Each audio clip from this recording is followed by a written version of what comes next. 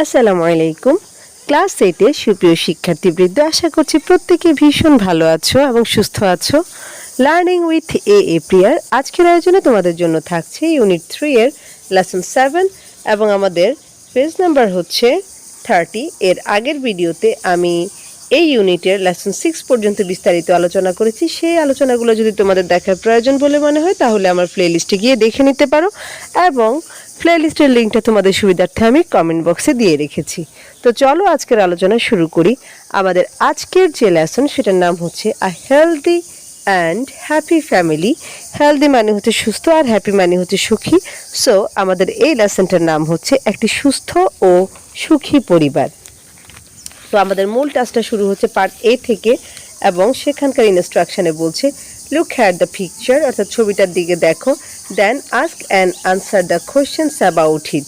তারপর কি করবে? দেন মানে হচ্ছে তারপর এটা সম্পর্কে যে প্রশ্ন এবং উত্তর আছে সেগুলা দাও, অর্থাৎ এখানে প্রশ্ন আছে এবং সেগুলার উত্তর দিবা তোমরা। ছবিটা যদি একটু ভালোভাবে খেয়াল করি তাহলে সহজেই বুঝতে পারবো যে এটা গ্রামের বাড়ির একটা দৃশ্য।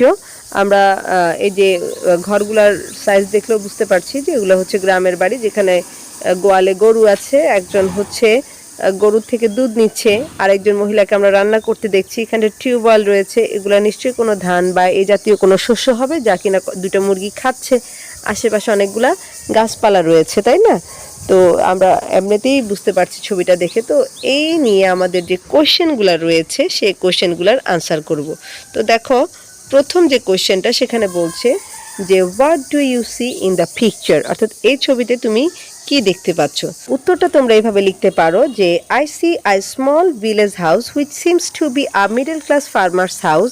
অর্থাৎ আমি এখানে একটা ছোট্ট বাড়ি দেখতে পাচ্ছি যেটা কিনা দেখে মনে হচ্ছে যে একটা মধ্যবিত্ত কৃষকের বাড়ি। তো আমি পুরো লাইনটা লিখেছি, তোমরা কেউ যদি চাও খুব শর্টলি এইভাবেও লিখতে পারো যে I see I small village house. পুরো লাইনটা না লিখে শুধুমাত্র এইটুকু অংশ লিখলেও হবে। তারপর লিখেছি there are animals like cows and chickens, some trees around the house. অর্থাৎ এই বাড়ির চারপাশে কি আছে? গাছপালা আছে, কিছু প্রাণী যেমন হচ্ছে গরু এবং মুরগি রয়েছে। দেয়ার আর অলসো আর টিউবওয়েল হওয়ার কথা, এখানে আমি লিখতে ভুলে গিয়েছি। কেমন? টিউবওয়েলের আগে একটা এ লিখে দিবা তোমরা। There are also are tubewell and a yard in front of the house.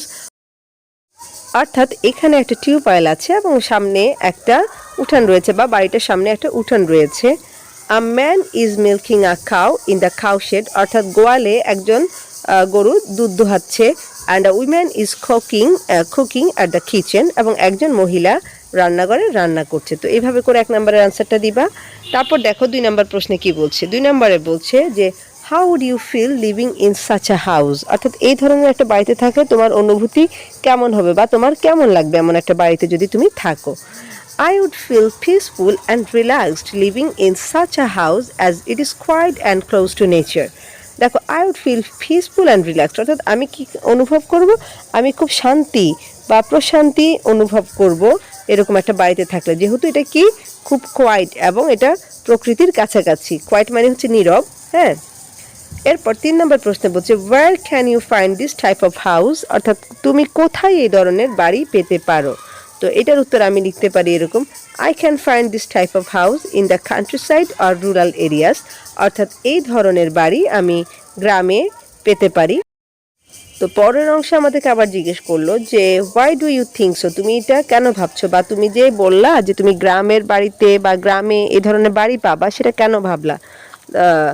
তো এটার উত্তর আমি এরকম লিখতে পারি যে I think so because rural areas have all these features like simple structure, farm animals, natural surroundings, etc.